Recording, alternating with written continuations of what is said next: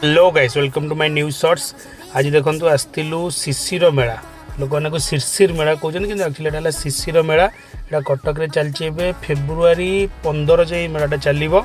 ऊपर बालजात्रा पड़िया भी हो तल बालजात्रा पड़िया भी होटा आम अच्छु ए ऊपर बालजात्रा पड़िया ठीक अच्छे। देखो आज संडे बोली काफ़ी भिड़ अच्छी आज यूजुअल जमी आपंकर सब जिन मिले जलपरी शो चलती आपंकर लाइव बांबू जो पोड़ा जिनस दिखती जमी कि मटन पोड़ा है, चिकेन पोड़ा है, मशरूम पोड़ा है से चलती भल दिखती बोली मुझे शुणी ठीक अच्छे। टेस्ट तो करनी किंतु भल दिखती शुणी जगार।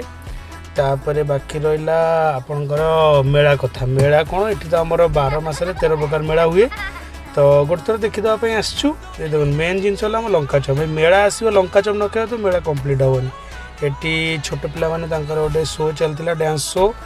बाकी भिडियो भल लगे आप निश्चय सब्सक्राइब एंड फॉलो करेंगे। Thank you.